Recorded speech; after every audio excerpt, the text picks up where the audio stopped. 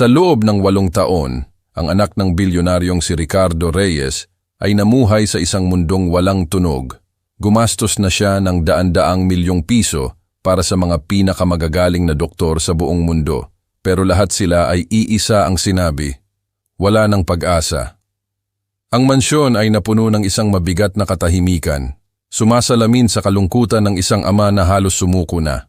Hanggang sa napansin ng kanyang bagong kasambahay, isang simpleng babae na walang anumang titulo, ang isang bagay na hindi nakita ng sinuman sa loob ng 8 taon. Isang gabi, habang wala ang bilyonaryo, ginawa niya ang isang bagay na hindi ka pani-paniwala. Ang kanyang natuklasan sa loob ng tainga ng bata ay hindi lamang gugulat sa ama. Ito ay isang milagrong mag-iiwan sa iyo na hindi makapagsalita. Ang mansyon ng mga Reyes ay nakalatag sa malawak na lupain sa Tagaytay. Isang paraiso na tila hinugot mula sa isang panaginip. Mula sa malayo, ang makikita mo ay perpeksyon. Matatayog na mga haliging istilong Georgian, mga bintanang kumikinang sa sikat ng araw, at mga hardin na inalagaang mabuti na parang bawat dahon at bulaklak ay nasa tamang lugar. Ito ang tahanan ni Ricardo Reyes, isang bilyonaryo. Isang taong may mga pribadong eroplano, mga mamahaling sasakyan, at sapat na pera para bumili ng kahit anong nanaisin niya sa mundo. Pero sa kabila ng lahat ng karangyaan, sa loob ng malaking bahay na iyon, ay may isang bagay na hindi nabibili ng pera. Katahimikan. Ngunit hindi ito ang uri ng katahimikan na nagbibigay ng kapayapaan. Hindi ito ang katahimikan na masarap sa pakiramdam kapag nagpapahinga. Ang katahimikang ito ay mabigat, makapal, parang isang kumot na bumabalot sa buong kabahayan at nagpapahirap sa paghinga. Para bang may isang bagay na namatay at hindi pa naililibing. Ang mga kasambahay at hardinero ay gumagalaw na parang mga anino.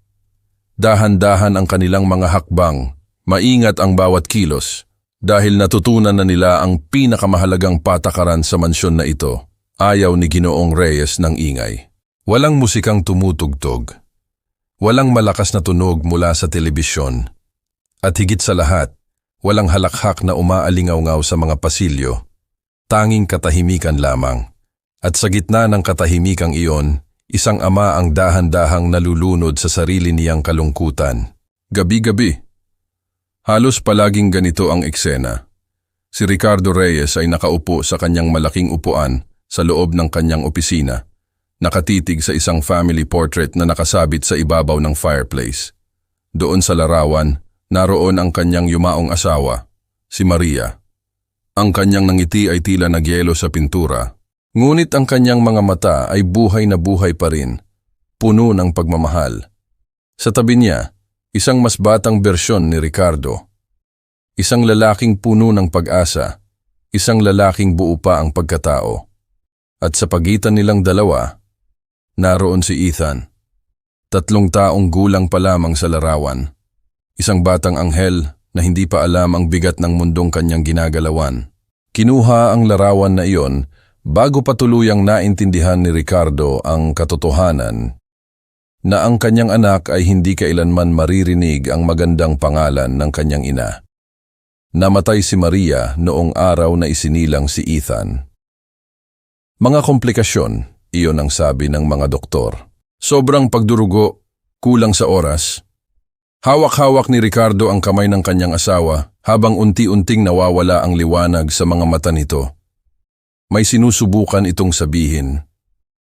Gumagalaw ang kanyang mga labi. Pero walang boses na lumalabas. Walang tunog. Katulad ng kanilang magiging anak. Mula noon, hindi na pinatawad ni Ricardo ang kanyang sarili. Ang mga salitang kung sana ay paulit-ulit na tumatakbo sa kanyang isipan. Kung sana, sa ibang ospital ko siya dinala. Kung sana, humingi ako ng mas mahusay na pangangalaga. Kung sana, mas naging mapagmatsyag lang ako. Baka sakaling nandito pa siya ngayon. Baka sakaling naging iba si Ethan. Ang pagsisisi ay parang isang malaking bato na nakadagan sa kanyang dibdib. Isang bato na hindi niya kailanman maiangat. Kaya't ginawa niya ang tanging bagay na alam niya kung paano gawin. Gumastos siya ng pera. Hindi lang basta pera, kundi daan-daang milyong piso. Kinuha niya ang pinakamahuhusay na espesyalista sa buong mundo. Lumipad sila patungong Amerika, sa Switzerland, sa Tokyo. Nagbayad siya sa mga doktor na naniningil ng libu-libong piso bawat oras. Nag-arkila siya ng mga kwarto sa mga hotel na ang presyo bawat gabi ay katumbas na ng isang buwang sahod ng ordinaryong tao. Pero sa loob ng 8 taon, ang sagot nila ay laging pare-pareho. Dumaan si Ethan sa napakaraming pagsusuri, mga scan, mga pamamaraan na masakit para sa isang bata. At sa huli, ang bawat doktor ay titingin kay Ricardo na may lungkot sa mga mata at sasabihin ang mga salitang kinamumuhian niya. Congenital po ang pagkabingi ng anak ninyo. Nasa dugo na po niya. Wala na po tayong magagawa. At pagkatapos darating ang payo na parang suntok sa kanyang sikmura. Kailangan ninyo na po itong tanggapin. Tanggapin, isang simpleng salita. Ngunit para kay Ricardo, ito ang pinakamahirap na bagay sa mundo. Tanggapin? Paano niya tatanggapin? Na ang kanyang nag-iisang anak ay mabubuhay sa katahimikan magpakailanman. Paano niya tatanggapin na hindi kailanman maririnig ni Ethan ang mga salitang gusto niyang sabihin? Mga salitang tulad ng mahal kita, anak, o patawarin mo si Papa dahil wala rito ang mama mo. Hindi niya ito kayang tanggapin. Kaya't patuloy siyang naghanap. Patuloy siyang pumirma ng mga tseke. Patuloy siyang umasa na sa isang sulok ng mundo. May isang taong nagtataglay ng sagot. May isang taong makakagawa ng isang milagro. Ang hindi niya alam, ang sagot sa kanyang mga panalangin ay hindi darating mula sa isang sikat na espesyalista na may mamahaling diploma. Ito ay magmumula sa isang taong hindi niya kailanman iisipin na bigyan ng pansin. Isang taong hindi niya halos titingnan man lang. Isang taong malapit nang tumapak sa kanyang pintuan na walang ibang dala kundi ang pananampalataya sa kanyang puso. At ang mga bayarin na hindi na niya alam kung paano lulutasin. Ang kanyang pangalan ay Nena, at malapit na niyang baguhin ang lahat. Dumating si Nena sa mansyon ng mga Reyes isang Martes ng umaga sa buwan ng Oktubre. Ang langit ay kulay abo, iyong tipo ng kulay abo na nagpapabigat sa pakiramdam ng lahat ng bagay. Nakatayo siya sa harap ng dambuhalang gate ng mansyon. Mahigpit na hawak ang kanyang bag gamit ang 2 kamay, sinusubukang pakalmahin ang kanyang paghinga at ang kabog ng kanyang dibdib. Ito na, ang kanyang huling pag-asa. Doon sa kanilang lugar sa Maynila ang kanyang lola, ang nag-iisang pamilya na natitira sa kanya, ay nakahiga sa isang kama sa isang nursing home. Ang mga bayarin ay nagpapatong-patong na sa kanyang maliit na lamesa sa kusina, parang isang toring papel na hindi niya mapigilang tumaas ng tumaas. 3 buwan ng huli sa bayad. Iyon ang nakasulat sa huling liham na natanggap niya. Kung hindi siya makakabayad, ililipat nila ang kanyang lola sa isang pampublikong pasilidad. Iyong mga lugar na madalas mong maririnig sa mga balita. Mga lugar kung saan ang mga matatanda ay tila nakakalimutan na. Kung saan walang hahawak sa iyong kamay kapag nalulungkot ka. Kung saan nagiging numero ka na lang sa isang listahan. Sa halip na isang taong may pangalan at kwento. Hindi iyon hahayaan ni Nena na mangyari. Ang lola niya ang nagpalaki sa kanya. Siya ang kumupkup sa kanya matapos mamatay ang kanyang mga magulang sa isang aksidente sa sasakyan noong siya ay 11 taong gulang pa lamang. Ang lola niya ang naghanap ng paraan para may makain sila kahit halos wala ng laman ang kanilang ref. At ang lola niya ang yumayakap at nagdarasal para sa kanya sa tuwing pakiramdam niya ay imposible nang bumangon pa. Ang babaeng iyon ay karapat-dapat sa mas mabuting kalagayan, hindi sa isang malamig na kwarto na napapaligiran ng mga estrangherong walang pakialam. Kaya tinanggap ni Nena ang trabahong ito, isang kasambahay sa mansyon ng isang bilyonaryo. Wala siyang pakialam sa magarbong address, wala siyang pakialam sa yaman ng pamilya. Ang kailangan lang niya ay ang sahod. Sinalubong siya sa pintuan ng punong tagapamahala ng bahay, si Aling Carmen. Matigas ang kanyang mukha, matalim ang kanyang mga mata, Iyong tipo ng babae na napapansin ang lahat ng bagay at hindi marunong magpatawad ng pagkakamali. Tinitigan siya nito mula ulo hanggang paa. Ikaw si Nena, hindi iyon tanong, isa iyong pag-aatas. Opo ma'am, sagot ni Nena, bahagyang nakayuko. Maglilinis ka, mananatili kang tahimik, at hindi ka makikialam sa buhay ng iba. Mariin ang bawat salita ni Aling Carmen. Ayaw ni Ginoong Reyes ng anumang abala, lalo na malapit sa kanyang anak. Tumango si Nena. Naiintindihan ko po. Tumaas ang isang kilay ni Aling Carmen. Talaga bang naiintindihan mo? Dahil ang huling babaeng pumasok dito, hindi niya naintindihan. Humakbang ito palapit, bumubulong na parang may lason ang kanyang mga salita. Sinubukan niyang maging sobrang palakaibigan sa bata. Akala niya, makakatulong siya. Isang linggo lang, wala na siya. Naramdaman ni Nena ang panunuyo ng kanyang lalamunan. Lumunok siya. Nandito lang po ako para magtrabaho, ma'am. Pinag-aralan siya ni Aling Carmen nang matagal, tila sinusuri ang bawat hibla ng kanyang pagkatao. Pagkatapos ng ilang sandali, tumango ito. Mabuti, sumunod ka sa akin. Habang naglalakad sila sa loob ng mansyon, pinanatili ni Nena na nakayuko ang kanyang mga mata. Ngunit kahit anong pilit niya, hindi niya maiwasang mapansin ang mga bagay-bagay sa paligid, ang katahimikan. Napakabigat, napakakapal, na halos parang buhay ito at humihinga. Napansin niya ang paraan ng paggalaw ng ibang mga kasambahay. Walang nagsasalita, walang ngumingiti, walang nagbabati. Ang bigat na nararamdaman sa hangin ay parang isang makapal na hamog na hindi kailanman nawawala. At pagkatapos, nakita niya siya. Isang maliit na batang lalaki na nakaupo sa marmol na hagdanan.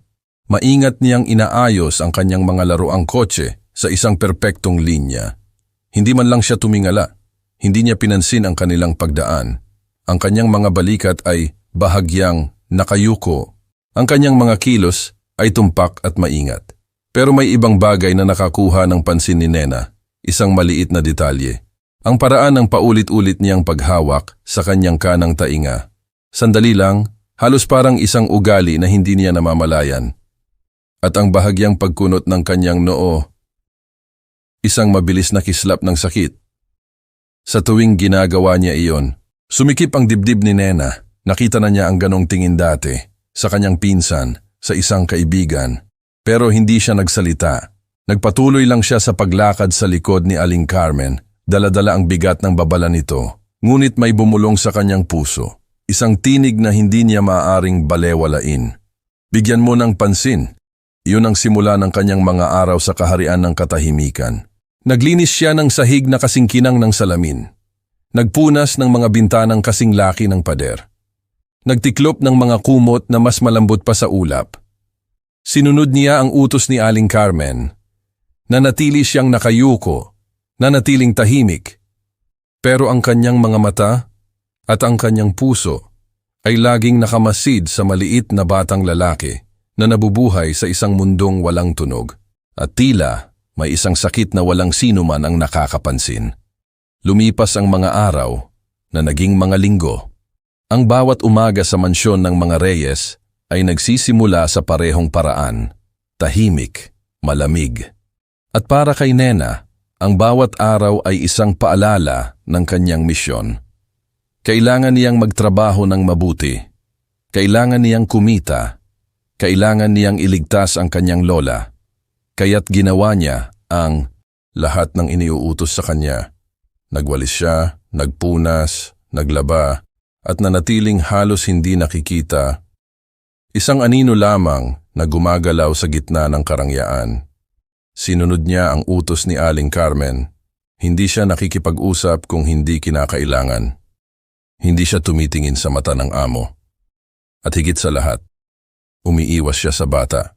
Pero habang ginagawa niya ang kanyang mga gawain, may isang bagay na hindi niya kayang pigilan, ang pagmamasid, lalo na kay Ethan.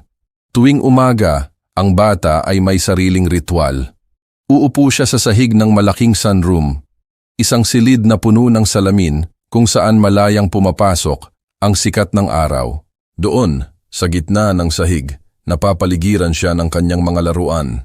Mga modelo ng eroplano, mga puzzle na libo-libo ang piraso, mga libro na may makukulay na larawan. Ang kanyang mundo ay maliit, nakakulong, at ligtas. Walang sino man ang gumagambala sa kanya doon. Napansin ni Nena na ang ibang mga kasambahay ay umiiwas sa bata. Hindi dahil sa sila ay malupit, kundi dahil sa takot. Para bang ang katahimikan ni Ethan ay isang sakit na nakakahawa. Narinig niya minsan ang bulungan ng dalawang kusinera. Ang sabi nila, isinumpa raw ang bata. Na ang pagkawala ng kanyang ina noong siya ay isinilang, ay siya ring kumuha ng kanyang pandinig. Pamahiin. Iyon lang iyon, sabi ni Nena sa kanyang sarili. Ngunit ang mga pamahiing iyon ang lumikha ng isang pader sa paligid ng bata. Isang pader na hindi nakikita ngunit napakatibay. Pero sa mga mata ni Nena, iba ang kanyang nakikita. Hindi niya nakikita ang isang sumpa. Ang nakikita niya ay isang bata na desperadong nalulungkot. Nakikita niya kung paano ito uupo sa tabi ng malaking bintana at ididikit ang kanyang maliit na palad sa malamig na salamin habang pinapanood ang mga ibon na lumilipad sa labas. Ang mga hardinero na nagtatawanan, pinapanood ang isang mundong gumagalaw at puno ng tunog, isang mundong hindi niya bahagi. Nakikita niya ang paraan ng pagtingin ng bata sa kanyang ama, sa mga bihirang pagkakataon na dadaan si Ginoong Reyes sa pasilyo.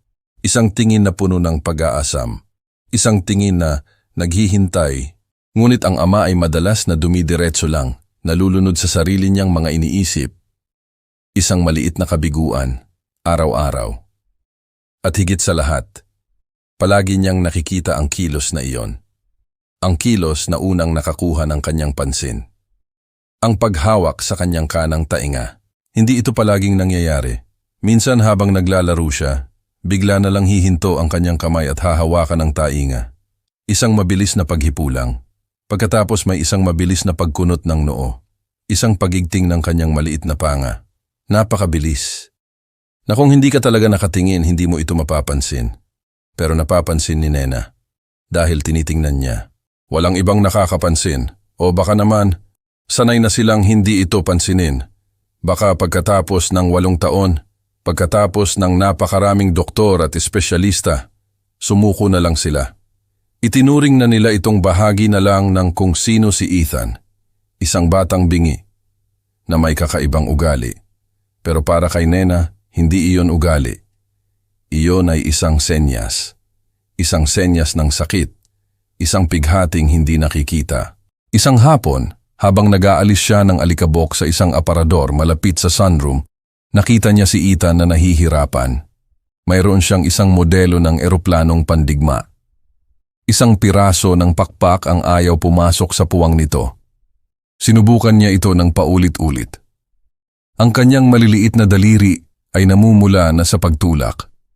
Ang pagkadismaya ay malinaw na mababasa sa kanyang mukha. Bigla sa sobrang inis, ibinato niya ang maliit na piraso sa sahig. Pagkatapos dinala niya ang 2 kamay sa kanyang ulo at hinawakan muli ang kanyang kanang tainga. Pero ngayon, mas mariin. At sa pagkakataong ito, nakita ni Nena ang isang bagay na nagpatigil sa kanyang paghinga. Lahat ng iniuutos sa kanya. Nagwalis siya, nagpunas, naglaba, at nanatiling halos hindi nakikita. Isang anino lamang na gumagalaw sa gitna ng karangyaan. Sinunod niya ang utos ni Aling Carmen. Hindi siya nakikipag-usap kung hindi kinakailangan. Hindi siya tumitingin sa mata ng amo.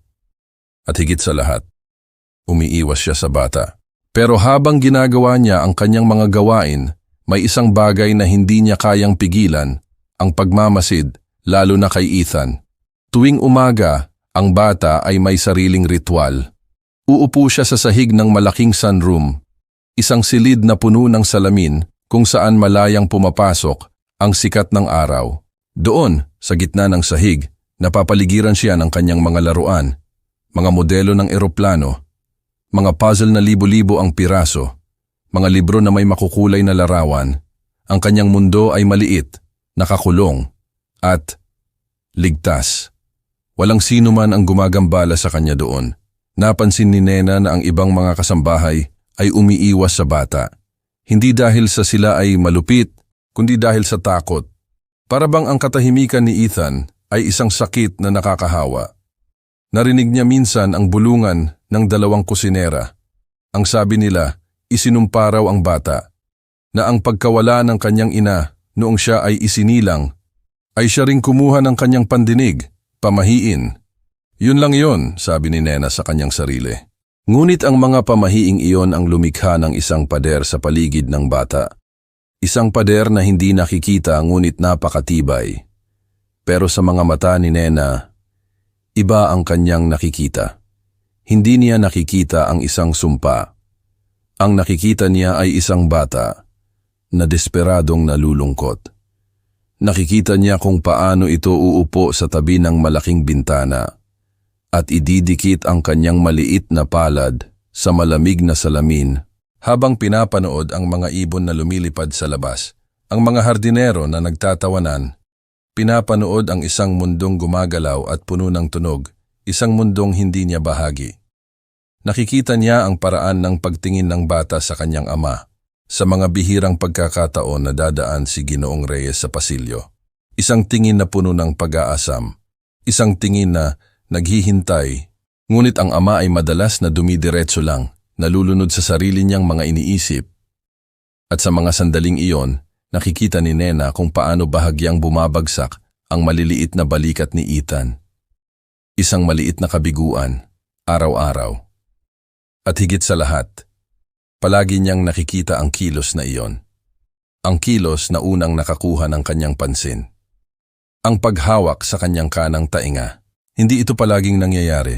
Minsan habang naglalaro siya, bigla na lang hihinto ang kanyang kamay at hahawakan ng tainga. Isang mabilis na paghipulang. Pagkatapos may isang mabilis na pagkunot ng noo. Isang pagigting ng kanyang maliit na panga. Napakabilis. Na kung hindi ka talaga nakatingin, hindi mo ito mapapansin. Pero napapansin ni Nena. Dahil tinitingnan niya. Walang ibang nakakapansin. O baka naman, sanay na silang hindi ito pansinin. Baka pagkatapos ng 8 taon, pagkatapos ng napakaraming doktor at espesyalista, sumuko na lang sila.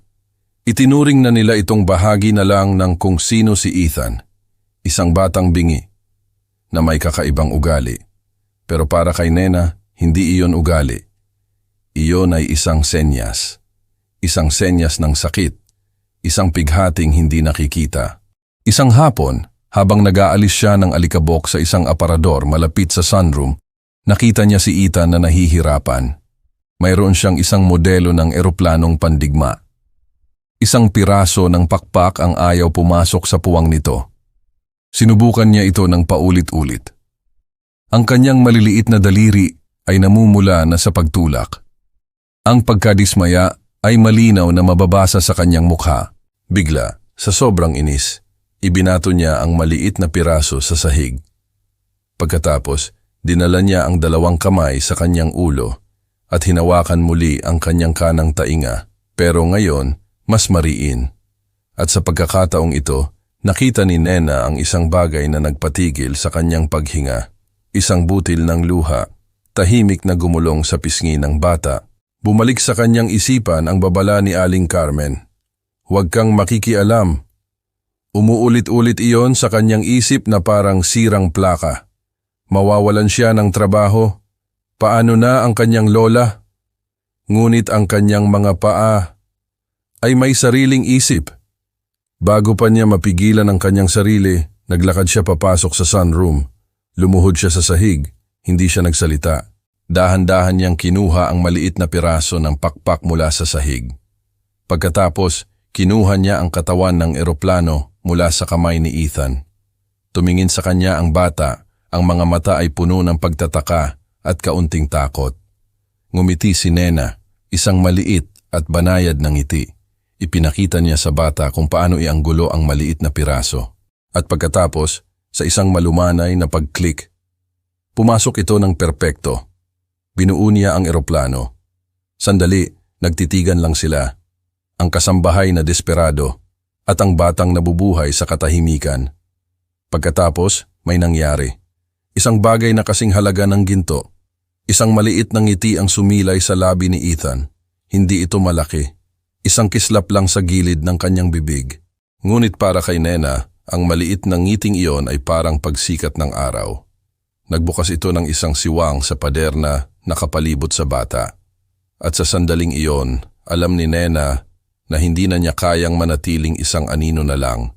Hindi na niya kayang magpanggap na hindi niya nakikita ang isang pighating napakalinaw sa kanyang mga mata.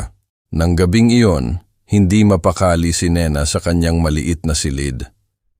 Nakahiga siya sa kanyang kama, ngunit ang kanyang isip ay gising na gising. Paul, ang mga sumunod na linggo ay naging isang lihim na hardin para kay Nena at Ethan. Isang maliit na paraiso na sila lamang ang nakakaalam, namumukadkad sa gitna ng malamig at tahimik na mansyon. Ang kanilang lihim na lengguwahe ay lalong lumalim. Ang kanilang pagkakaibigan ay naging isang sinag ng liwanag sa madilim na buhay ng bata. Para kay Nena, ang bawat ngiti mula kay Ethan, ang bawat guhit na iniiwan nito para sa kanya, ay nagiging mas mahalaga pa kaysa sa sahod na kanyang tinatanggap. Nakalimutan na niya minsan ang takot. Nakalimutan na niya ang mga babala. Ang tanging nakikita niya ay isang batang unti-unting nabubuhayan ng loob, isang kaluluwang nagsisimulang magtiwala muli. Ngunit sa isang bahay na gawa sa salamin, walang lihim na nananatiling nakatago ng matagal. At ang mga mata ni Aling Carmen ay mas matalas pa kaysa sa salamin. Palagi siyang nanonood mula sa malayo. Isang anino sa gilid ng pasilyo. Isang mukha sa bintana. Nakikita niya ang lahat. Ang ibon na papel, ang mga candy, ang mga ngiti at senyas. At sa bawat araw na lumilipas, ang kanyang mukha ay lalong tumitigas. Ang kanyang mga labi ay lalong numinipis. Naghihintay lamang siya ng tamang pagkakataon. At ang pagkakataong iyon ay dumating isang gabi ng Huwebes. Katatapos lang ni Nena magligpit sa kusina, tahimik na ang buong bahay. Ang tanging maririnig ay ang mahinang ugong ng refrigerator at ang malayong tunog ng kuliglig sa labas. Akmang lalabas na siya ng isang boses ang pumigil sa kanya. Isang boses na malamig at matigas. Nakita kita kasama ang bata. Napahinto si Nena. Dahan-dahan siyang lumingon. Nakatayo si Aling Carmen sa may pintuan ng kusina, nakahalukip-kip. Ang kanyang anino ay mahaba at nakakatakot sa ilalim ng ilaw. Bumagsak ang sikmura ni Nena. Ang init na naramdaman niya mula sa kasiyahan kanina ay biglang naglaho, napalitan ng nagyayelong takot. "Ma'am, hindi ko po..." Nagsimula siyang magpaliwanag, ngunit pinutol siya nito. Ang boses ni Aling Carmen ay hindi malakas, pero kasing talas ng isang patalim. "Binalaan na kita." Humakbang ito palapit, ang tunog ng kanyang sapatos sa sahig ay mabagal at sinasadya. Bawat hakbang ay parang isang dagok sa dibdib ni Nena. "May mga patakaran si Ginoong Reyes. Malinaw ang mga iyon. Ang mga kawani ay hindi lumalapit kay Ethan. Hindi po ako gumagawa ng gulo." Halos pabulong na sabi ni Nena, nanginginig ang kanyang boses. "Siya po, malungkot lang po siya.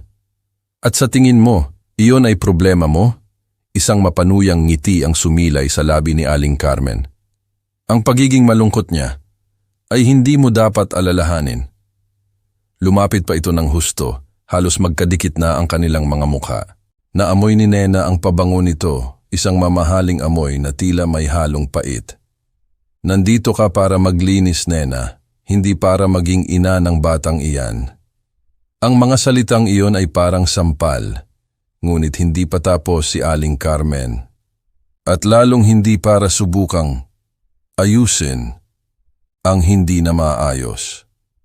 Ayusin ang hindi na maayos. Ang mga salitang iyon ay tumusok ng malalim sa puso ni Nena. Parang isang hatol. Isang final na paghuhukom hindi lang para kay Ethan, kundi para sa kahit sinong susubok na tumulong. Iyon ang sinasabi ng lahat. Iyon ang pinaniniwalaan ng lahat sa bahay na ito. Kahit sa mismong tahanan kung saan nakatira ang bata, sumuko na silang lahat. Kung malaman ni Ginoong Reyes na nakikialam ka, na nilalabag mo ang mga patakaran niya. Hinawakan ni Aling Carmen ang braso ni Nena. Ang pagkakahawak nito ay mahigpit at masakit. Mawawala ka sa isang iglap. Walang reference. Walang pangalawang pagkakataon. Maiintindihan mo ba iyon? Malamig ang mga mata ni Aling Carmen. Walang emosyon. Walang awa. Tumango lang si Nena, hindi na makapagsalita. Binitawan siya ni Aling Carmen. Inayos nito ang kanyang damit na para bang may hinawakan itong marumi. Isipin mo yan, sabi nito sa huling pagkakataon. Pagkatapos ay tumalikod na ito at naglakad palayo. Ang mga takong ng kanyang sapatos ay tumutunog sa sahig, click-clack, click-clack, na parang isang orasan na nagbibilang ng mga huling sandali. Naiwan si Nena sa gitna ng kusina, nanginginig. Nang gabing iyon, umupo si Nena sa gilid ng kanyang kama, nakatitig sa pader pero wala naman talagang nakikita. Ang mga salita ni Aling Carmen ay umuulit-ulit sa kanyang isipan. Ayusin ang hindi na maayos. Inisip niya ang kanyang lola, ang kanyang mukha na puno ng pag-aalala, ang mga bayarin na kailangan niyang bayaran. Ang trabahong ito na siyang bumubuhay sa kanila, hindi niya ito maaaring mawala. Hindi niya kayang biguin ang kanyang lola. Pagkatapos, inisip niya si Ethan, ang kanyang malungkot na mga mata, ang kanyang bihirang ngiti, ang paraan ng pagturo niya sa langit para sabihing iniisip niya ang mga bituin, ang paraan ng pagdikit niya ng kanyang mga palad para sabihing ligtas. Ligtas siya kapag kasama niya si Nena. At inisip niya ang kilos na iyon, ang paulit-ulit na paghawak sa tainga. Ang kislap ng sakit na walang sino man ang nakakakita. Ayusin ang hindi na maaayos. Pero, paano kung nagkakamali sila? Paano kung ang lahat ng doktor, lahat ng espesyalista, lahat ng tao sa bahay na ito ay mali? Paano kung may isang bagay na simple lang, na hindi nila nakita dahil hindi sila tumingin ng maigi? Isang digmaan ang nagsimula sa loob ng kanyang puso. Isang digmaan sa pagitan ng kailangan niya para mabuhay at nang alam niyang tama. Hindi niya pa alam kung sino ang mananalo, ngunit alam niya na kailangan niyang pumili at ang pagpiling iyon ay maaaring maging sanhi ng pagkasira ng lahat. Ang mga sumunod na araw pagkatapos ng babala ni Aling Carmen ay naging isang pagsubok para kay Nena.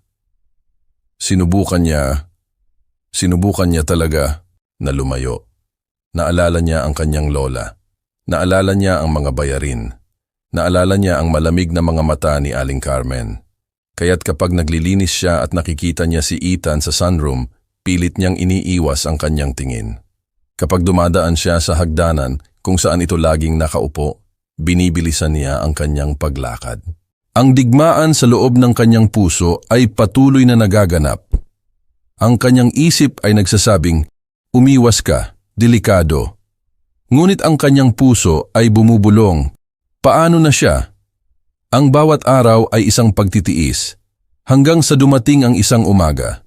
Isang umaga na malamig at tahimik. Nagwawalis si Nena sa mahabang pasilyo nang marinig niya ito. Isang mahinang kalabog, tapos wala na. Huminto siya, itinaas ang kanyang ulo, at nakinig ng mabuti. Ang tanging maririnig ay ang malayong tunog ng makinang pangdamo mula sa hardin. Akala niya ay guni-guni lang niya. Ngunit pagkatapos, may isa pang tunog, isang tunog na parang pigil na hikbi. Tumalo ng kanyang puso. Hindi ito guni-guni. Binitawan niya ang walis at ang tunog ng pagbagsak nito sa sahig na gawa sa kahoy ay umalingaw-ngaw sa katahimikan. Hindi na niya inisip ang babala.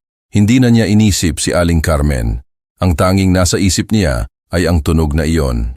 Sinundan niya ito, papunta sa pinto sa likuran na nakabukas papunta sa hardin. At doon, nakita niya si Ethan. Nakaupo siya sa isang batong bangko. Nakayuko ang kanyang maliit na katawan na parang isang bolang sinusubukang itago ang sarili mula sa mundo. Ang dalawang kamay niya ay mariing nakadiin sa kanyang kanang tainga. Ang kanyang mukha ay baluktot sa sakit. Luha ang umaagos mula sa kanyang mga mata, bumabasa sa kanyang mga pisngi. ngunit walang tunog. Walang hikbi. Walang sigaw. Umiyak siya sa ganap na katahimikan. Sa sandaling iyon, nawala ang lahat ng takot ni Nena. Ang tanging natira ay ang isang matinding pangangailangan na tulungan ang bata. Tumakbo siya palapit dito, lumuhod sa damuhan sa harap niya, nanginginig ang kanyang mga kamay. Ethan. Ethan, tingnan mo ako, sabi niya, kahit alam niyang hindi siya maririnig nito. Kasabay nito marahan niyang hinawakan ang balikat ng bata. Iminulat ni Ethan ang kanyang mga mata. Pula ang mga ito, basa, at puno ng isang uri ng sakit na hindi kayang ilarawan ng mga salita. Isang sakit na kinikimkim niya mag-isa sa loob ng 8 taon. Gamit ang nanginginig na kamay, suminyas si Nena. Ang tainga mo? Tumango ang bata, at kasabay ng pagtangong iyon ay ang pagbagsak ng mas marami pang luha. Pakiramdam ni Nena ay dinudurog ang kanyang puso sa 1,000 piraso. Huminga siya ng malalim. Maaari ko bang tingnan? Maingat niyang isininyas. Idinagdag niya, magiging banayad ako, pangako. Nakita niya ang pag-aalinlangan sa mga mata ni Ethan. Ang takot. Isang batang nasanay na sa sakit mula sa mga kamay ng mga taong nagsasabing gusto siyang tulungan. Ngunit pagkatapos ng ilang sandali, dahan-dahan siyang yumuko palapit kay Nena. Nagtiwala siya. Ang batang ito, na tinusok at sinuri ng napakaraming doktor sa buong buhay niya, ay nagtiwala sa kanya, sa isang simpleng kasambahay. Lumunok ng malalim si Nena para pigilan ang sarili niyang mga luha.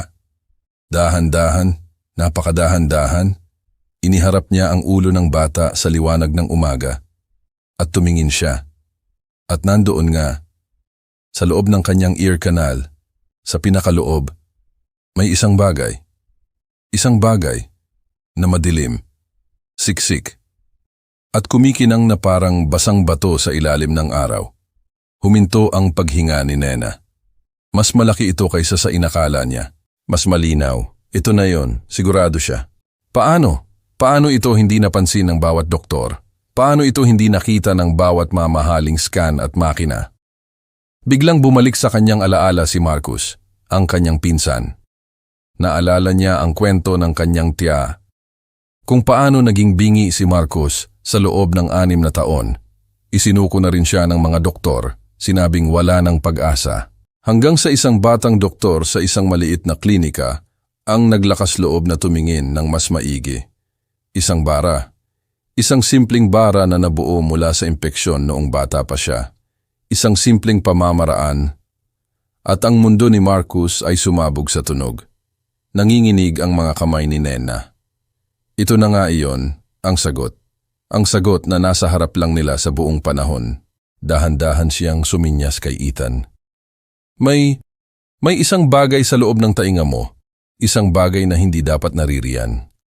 Nanlaki ang mga mata ng bata. Pag-asa, takot, magkahalo ang mga ito. Kailangan nating sabihin sa iyong ama, isininyas ni Nena. At sa isang iglap, ang kaunting pag-asa sa mukha ni Ethan ay biglang naglaho, napalitan ng matinding takot.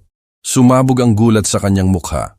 Ang kanyang mga kamay ay mabilis na gumalaw, galit at puno ng takot. Hindi! Ayoko sa doktor. Pakiusap.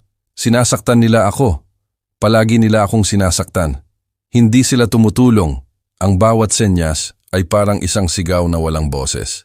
Nadurog ang puso ni Nena. Ngayon, naiintindihan na niya. 8 taon ng pag-asa. 8 taon ng masasakit na pamamaraan. 8 taon ng mga pangakong napako. Para kay Ethan, ang salitang tulong ay nangangahulugan ng pagdurusa. Hinawakan niya ang maliliit na kamay ng bata. Tinitigan niya ito sa mata, sinusubukang iparating ang lahat ng kanyang sinseridad. Hindi kita sasaktan, bulong niya, at kasabay nito'y isininyas niya ang mga salita. Hindi kita kailanman sasaktan. Tinitigan siya ni Ethan, at dahan-dahan, kumalma ang kanyang paghinga.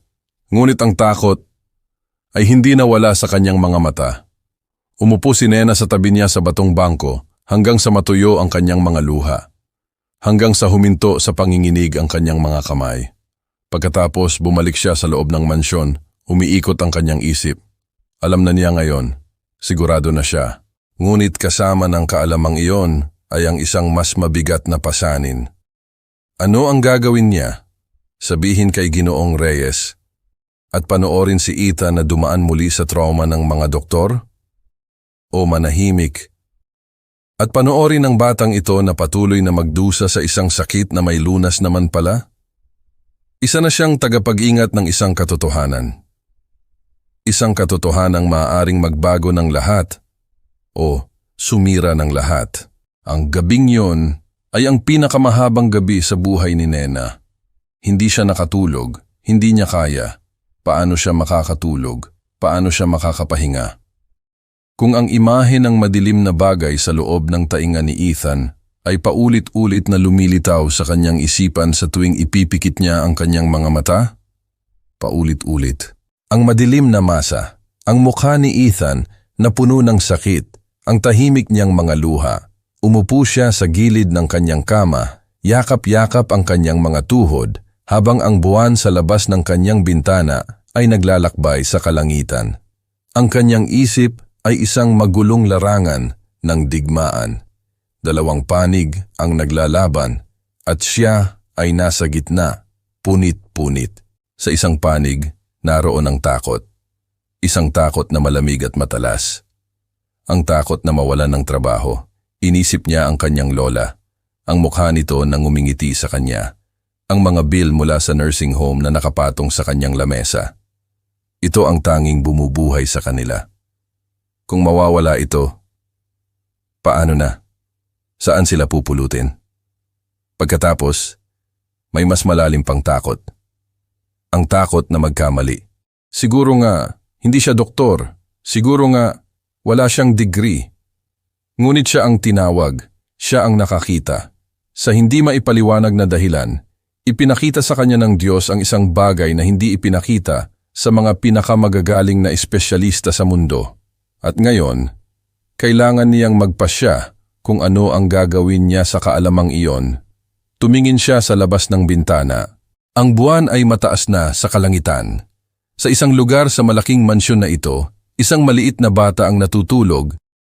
May sakit sa kanyang tainga at katahimikan sa kanyang mundo. Pinunasan ni Nena ang kanyang mga luha. Tumayo siya. At sa sandaling iyon, ang digmaan sa loob niya ay natapos na. Gumawa siya ng isang desisyon. Bukas, kung makikita niya muli si Ethan na nasasaktan, kikilos siya. Hindi na niya ito ipagpapabukas. Magtitiwala siya sa ipinakita sa kanya ng Diyos. Kahit na ang kapalit nito ay ang lahat ng mayroon siya. Humiga siya sa kama. Hindi pa rin dumating ang tulog. Ngunit may ibang dumating. Kapayapaan. Isang kakaibang, mabigat na kapayapaan. Ang uri ng kapayapaan na dumarating kapag nagpasya ka ng tumalon mula sa bangin at buong pusong nagtitiwala na sasaluhin ka ng Diyos. Darating ang kinabukasan at kasama nito ang sandali na magbabago sa lahat. Ang gabing iyon ay dumating ng napakabilis. Wala si Ginoong Reyes, nasa isang business trip sa Singapore, ayon sa narinig ni Nena kay Aling Carmen. Ang malaking bahay ay mas tahimik pa kaysa karaniwan, isang katahimikan na halos nakakabingi. Nagtutupi si Nena ng mga bagong labang kumot sa pasilyo sa ikalawang palapag. Bawat tupi niya ay maingat at sinasadya. Ngunit ang kanyang isip ay nasa ibang lugar. Ang kanyang puso ay kumakabog ng mas mabilis kaysa normal. Ang kanyang mga kamay ay bahagyang nanginginig. Hinihintay niya ang sandali. Ang sandali na ipinagdasal niya at kinatatakutan niya. At pagkatapos, narinig niya ito. Isang kalabog. Mahina lang, mula sa dulo ng pasilyo. Huminto ang kanyang puso. Binitawan niya ang kumot na hawak niya. Tumakbo siya. Hindi na nag-isip. Ang kanyang mga paa ay mabilis na gumalaw papunta sa direksyon ng tunog. Papunta sa silid ni Ethan, nakita niya siya. Nakabulagta sa sahig na gawa sa kahoy, sa tabi ng kanyang kama. Nakasiksik ang kanyang katawan na parang isang bola. Ang dalawang kamay ay mariing-mariing nakadiin sa kanyang kanang tainga. Ang kanyang mukha ay namimilipit sa isang pighati, na higit pa sa anumang nakita ni Nena dati. At ang mga luha, umaagos na parang isang ilog sa kanyang mga pisngi. Mga tahimik na luha, ito na iyon. Ang sandali, ang senyales na hinihintay niya. Lumuhod si Nena sa tabi niya. Ang kanyang sariling takot ay biglang naglaho, napalitan ang isang matinding determinasyon. Nandito ako, Ethan, bulong niya, kahit alam niyang walang saysay ang mga salita. Nandito na ako. Marahan niyang hinaplos ang buhok ng bata. Dahan-dahan niyang iniharap ang ulo nito sa liwanag na nagmumula sa lampara sa tabi ng kama.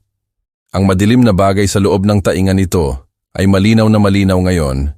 Tila namamaga at idinidiin nito ang ear canal ng bata. Ito ang dahilan ng sakit. Sigurado siya. Nanginginig, kinuha niya mula sa kanyang bulsa ang isang maliit na bagay na nakabalot sa malinis na panyo.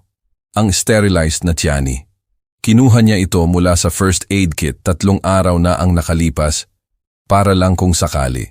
At ito na nga ang kaso. Ang kanyang paghinga ay mababaw at mabilis. Bumulong siya ng isang panalangin na siya lang ang nakakarinig. Panginoon, gabayan po ninyo ang aking mga kamay, pakiusap. Tumingin sa kanya si Ethan. Ang kanyang mga mata ay malaki, puno ng takot, ngunit puno rin ng isang bagay na mas malakas. Tiwala. Gamit ang isang kamay, isininyas ni Nena. Hindi kita sasaktan, pangako. Tumango ang bata, dahan-dahan. Pinatatag ni Nena ang kanyang sarili. Huminga siya ng malalim. At pagkatapos, dahan-dahan, napakaingat, ipinasok niya ang dulo ng tiani sa ear canal ng bata. Nanginginig ang kanyang kamay. Ang buong mundo niya ay lumiit sa maliit na espasyong iyon. Naramdaman niya ito.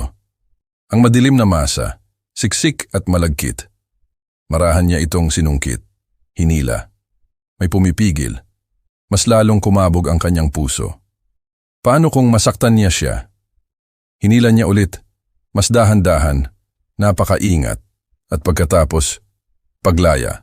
May isang bagay na dumulas palabas. Lumapag ito sa kanyang palad. Madilim. Basa. Isang biological na bagay.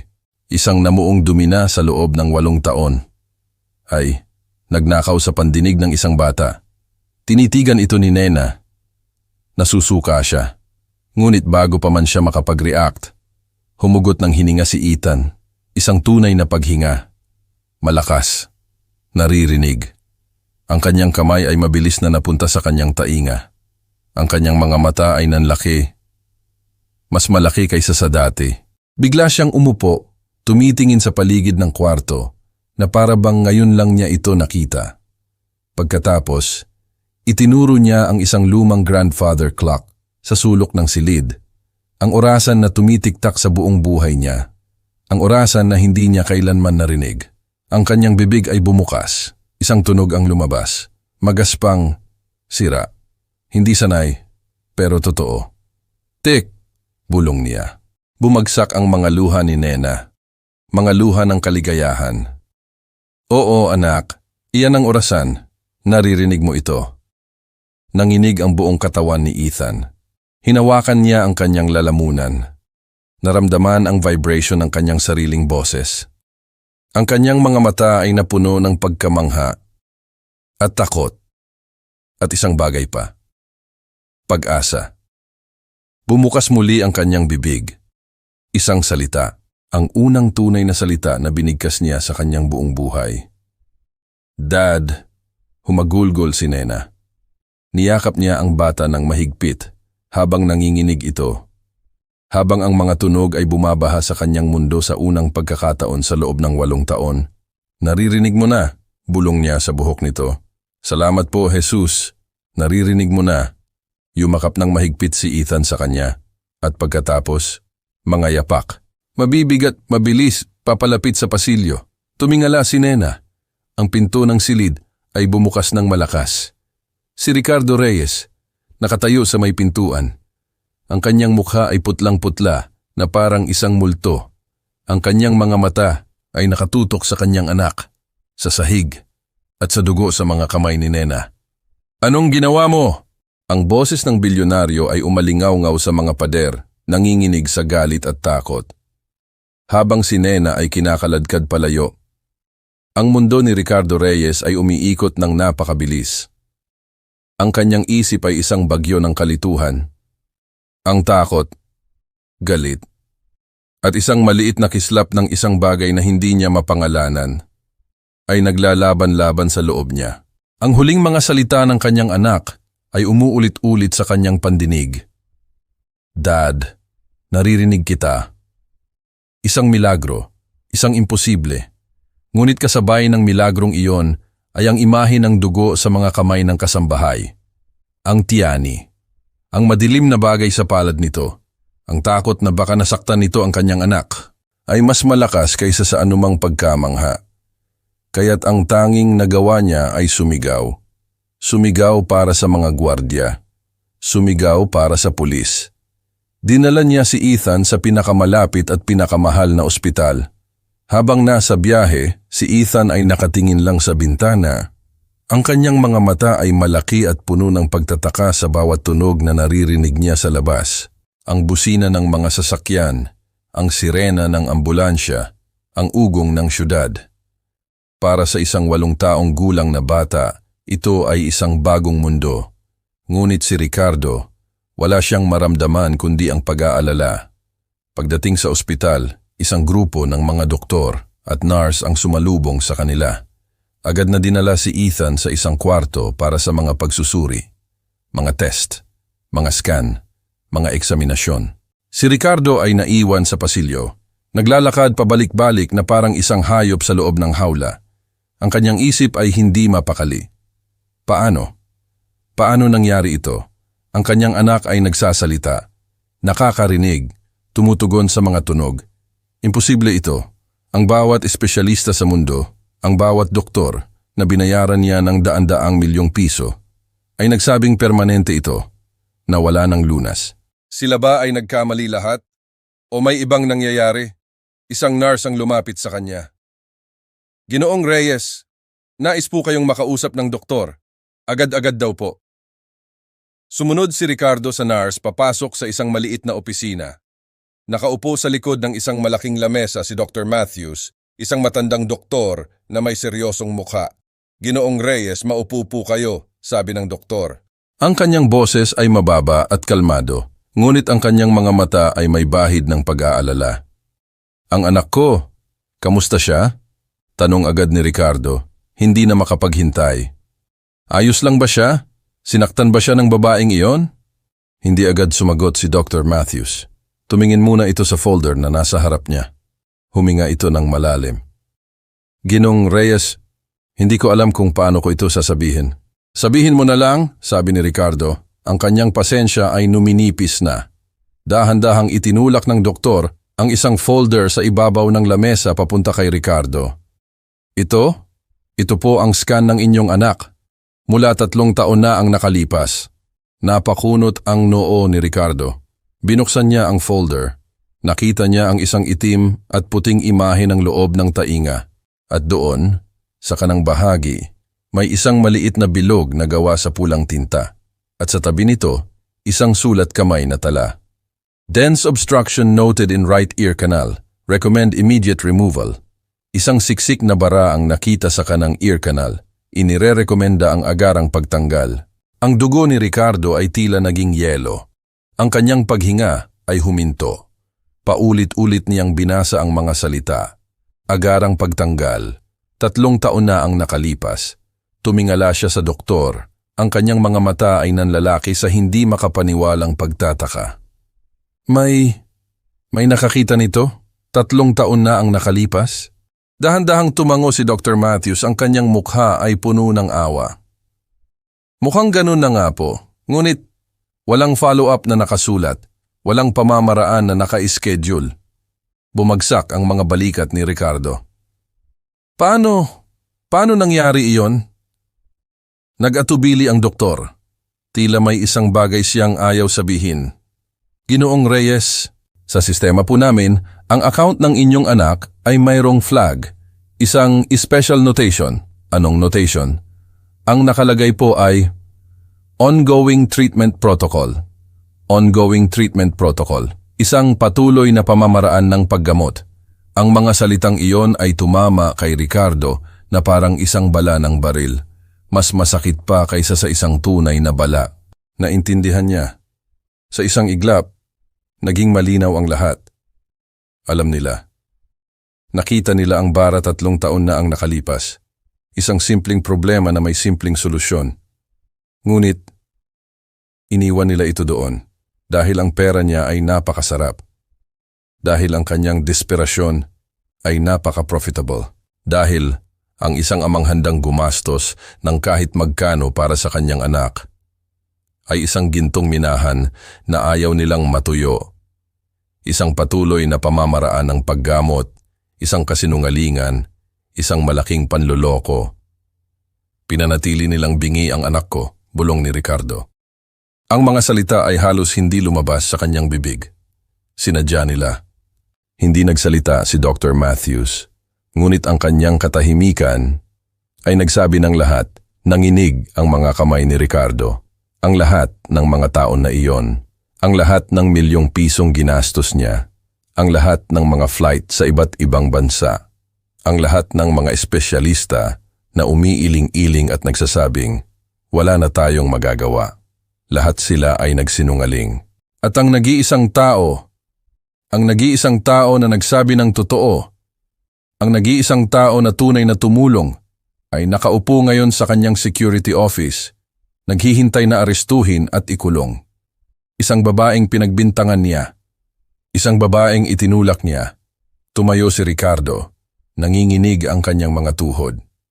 Saan po kayo pupunta? Tanong ng doktor. Hindi sumagot si Ricardo. Naglakad siya palabas ng opisina.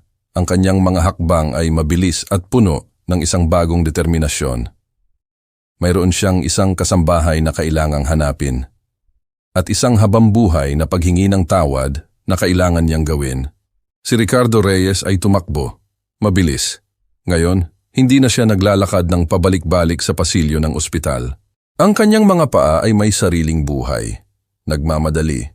Ang tanging nasa isip niya ay ang makapunta sa security office. Si Nena. Kailangan niyang hanapin si Nena. Ang kanyang isip ay parang nagmamadaling pelikula. Ang mukha ni Ethan na puno ng sakit. Ang dugo sa mga kamay ni Nena. Ang mga kasinungalingan ng mga doktor.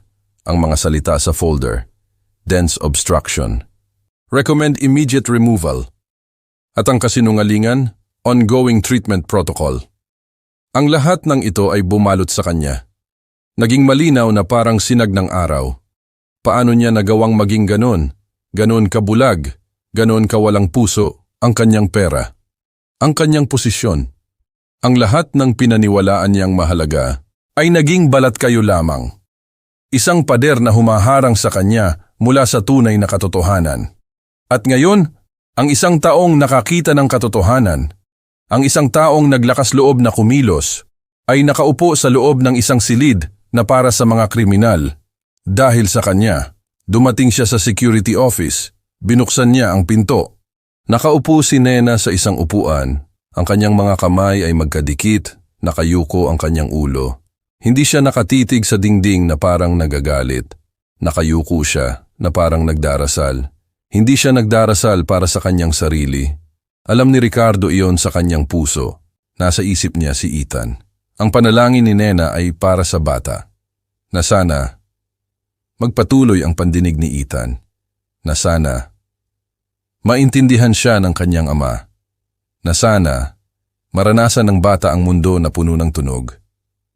Nena, pabulong na sabi ni Ricardo. Isang pangalan na binigkas niya ng may paggalang. Tumingala si Nena. Ang kanyang mga mata ay bahagyang namumula, ngunit hindi ito gawa ng galit o ng takot.